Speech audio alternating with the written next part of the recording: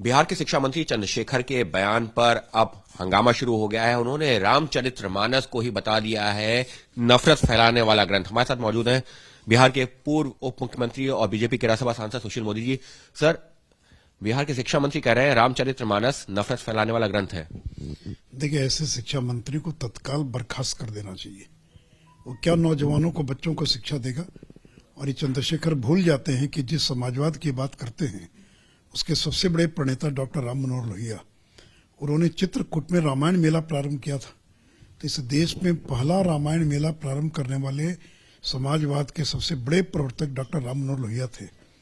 और यही डॉक्टर लोहिया थे जिन्होंने राम, कृष्ण और शिव और इन तीनों पर लंबे लंबे लेख लिखे। और किस तरह से यहाँ के समाज को इन महापुरुषों ने, जिनको लोग भगवान के रूप में मानते, उनको प्रभावित किया है। तो रामचरितमानस डॉक्टर लोहिया रोज पढ़ा करते थे। राम भद्राचार्य जी का एक भाषण में पढ़ रहा था कि लोहिया जी प्रतिदिन रामचरितमानस पढ़ते थे। तो रामचरितमानस और राम का जो चरित्र है वो केवल हिंदू समाज के रहने पर दुनिया के अंदर किसी भी धर्म को मानने वाले लोग हों तो उनका जो चरित्र है वो अनुकरणीय है। और उस रामचरितमानस के बारे में इस प्रकार की बातें बोल रहे हैं। अब कोई एक चौपाई, दो चौपाई हो सकती है जो बाद में किसी ने उसमें डाल दी हो। बहुत सारे धार्मिक ग्रंथों के अंदर कोई ऐसा नहीं है कि एक समय में जो ग्रंथ लिखा गया वही आज प्रचलित है। रामायण में, महाभारत में, अन्य चीजों के अंदर बाद के समय में बहुत सारे ऐसे वाक्य जो है डाल दिए गए हों। अगर वैसा ही होता, अगर दलित विरोधी होते भगवान राम, तो शबरी का बेर क्यों खाया? शबरी तो दलित, महादलित समाज से आती थी। शबरी का जूठा बेर क्यों खाया? निषाद समाज, आज इस देश के बहुत सारे राज्यों में निषाद जो है वो शेड्यूल्ड कास्ट में आते हैं। वो जो निषाद राज थे, पूरे रामचरितमानस में निषादों के बारे में जो वर्णन है, तो इसलिए ऐसे शिक्षा मंत्री को तत्काल बर्खास्त करने की आवश्यकता है।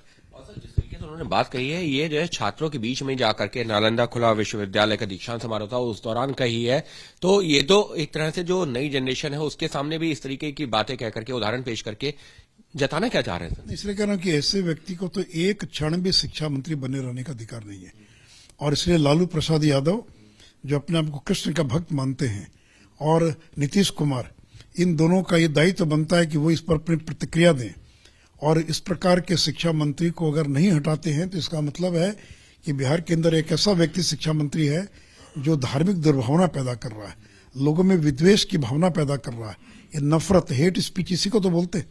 और क्या है हेट स्पीच? तो आप घृणा, विद्वेष समाज के अंदर पैदा कर रहे हैं। और जो देश के करोड़ों भारतीयों के श्रद्धा के केंद्र हैं, जिनके नाम पर राम का मंदिर बन रहा है, और उसके बारे में आप इस प्रकार की टिप्पणी कर रहे हैं, तो ये बहुत ही निंदनीय है।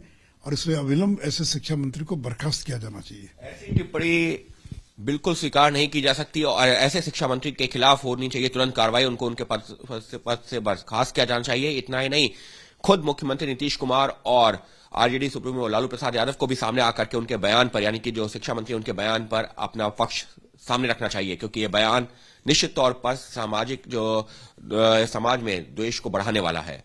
सहयोगी कैमरा पर्सन कपिल मिश्रा के साथ अंकित गुप्ता, एबीपी न्यूज, दिल्ली।